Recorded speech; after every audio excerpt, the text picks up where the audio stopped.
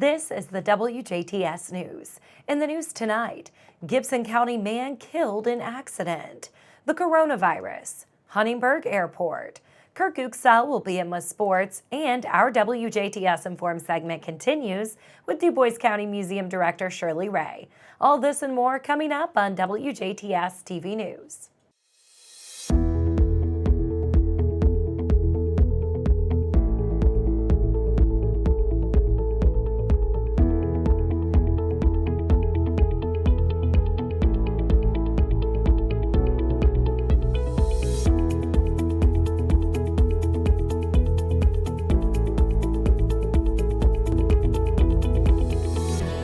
Good evening. I'm Jenna Schaffer with the news. Indiana conservation officers are investigating an off-road vehicle, or ORV, accident that occurred Monday, killing one Gibson County man and leaving his teenage passenger in critical condition. Gibson County Central Dispatch received a 911 call about an accident at the intersection of State Road 168 and County Road 550 East. The initial investigation showed that a side-by-side ORV driven by 18-year-old Zane Wampler of Princeton with a juvenile passenger was traveling southbound on County Road 550 East when it attempted to pull out onto State Road 168. The ORV was struck by a pickup truck traveling eastbound on State Road 168. Wampler was ejected from the ORV. The juvenile passenger remained in the ORV. The juvenile passenger was taken by helicopter to St. Vincent Hospital in Evansville, where he is in critical condition. Wampler was transported by ambulance to St. Vincent Hospital, where he was pronounced dead. The investigation is still ongoing. Helmets and protective riding gear were not being worn at the time of the accident. Indiana conservation officers recommended using all available safety equipment, and any Indiana law requires anyone under 18 that is an operator or passenger of an ORV to wear a helmet. For more information on ORV safety, see offroad-ed.com/Indiana. The Indiana State Department of Health has confirmed 9 new COVID-19 cases. This brings the state's total to 39 positive cases. As of now, 19 counties have confirmed cases. These include Adams with 1 case, Bartholomew 1, Boone County 1 case, Clark 1, Fayette County 1, Floyd County 1, Franklin has 2 cases, Hamilton has 2, Hendricks has 4, Howard with 2, Jennings with 1, Johnson County has 3 cases and 1 death, Lake County 3 cases, LaPorte 1 case, Madison 1 case, Marion 11 cases and 1 death, Noble 1 case, St. Joseph 1 case, and Wells with 1 case. To see a complete case map, you can visit in.gov/ISDH.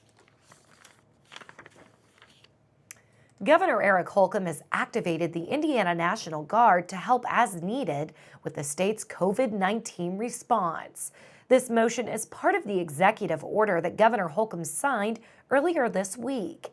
The executive order also states delays non-essential meetings. For essential meetings, 1 member is required to be physically present, but other members are allowed to participate electronically. Also, all bars, nightclubs, and restaurants should now be closed to dine-in patrons. They can provide takeout and delivery services through the end of March. The governor expects these businesses to comply with the directive for the safety of Hoosiers in their communities without the need for enforcement measures. Indiana women, infants, and children on the WIC program are providing guidance to WIC agencies to help them continue serving clients while protecting staff and their families. The CDC has issued new guidance for people coming out of self-isolation quarantine. Now, for more information, head to our website at WJTS.tv. The Dubois County Commissioners have declared a local disaster emergency for Dubois County. So by doing this, county officials are authorized to take necessary emergency measures to help with preventing the spread of COVID-19. All public offices and employees of Dubois County are directed to do what they can in this emergency to make sure that all laws, regulations, and directives are followed. All citizens are to comply with emergency measures. to cooperate with officials and services and obey lawful directions by proper officials. This motion also gives the county health officer the authority to forbid public gatherings, among other measures. The declaration also allows the county to apply for and receive emergency supplies from both the state and federal governments. This declaration takes effect today and will expire in 7 days. The town of Santa Claus has declared a town emergency due to the coronavirus. Town officials made the declaration based on recommendations of the Spencer County Health Department and the Indiana State Department of Health. All town buildings will be closed to the public until further notice. If you have a water or wastewater emergency, you can call 812-686-2234 or call 812-481-0370. All payments can be dropped off in the drop box, paid online, or called in. If you have any questions, call the office at 812-937-2551. In order to conserve resources, Memorial Hospital and Healthcare Center, in compliance with the directives from Governor Holcomb, will cancel and/or postpone elective and non-urgent surgical procedures effective today, Wednesday. This will include both inpatient and outpatient surgical procedures at Memorial Hospital and the Memorial Outpatient Surgery Center. Elective simply means a procedure is scheduled rather than a response to an emergency or urgent need. Patients with surgery scheduled are urged to contact their physician office for further information. These measures are being taken in an effort to protect patients, families, and hospital staff. We appreciate the community's understanding and cooperation. The COVID-19 pandemic is causing local colleges and universities to change the way they deliver classes. Vincennes University, the University of Evansville, the University of Southern Indiana, Purdue, and Ivy Tech are switching to online classes for the rest of the semester. Now, like I said, Purdue, Butler, and Indiana State universities have also canceled their commencement ceremonies in May due to the pandemic and are switching to online classes for the rest of the spring semester. A local gym is closing its doors because of the COVID-19 pandemic. The TriCounty YMCA in Ferdinand is temporarily closing from Wednesday, March 18th until at least April 1st. This includes 24-hour access. Gym officials are asking members to keep their memberships and utilize other resources to maintain their health. For more information, you can visit TriCountyYMCA.org. French Lick Resort is shutting its doors due to the current public health crisis.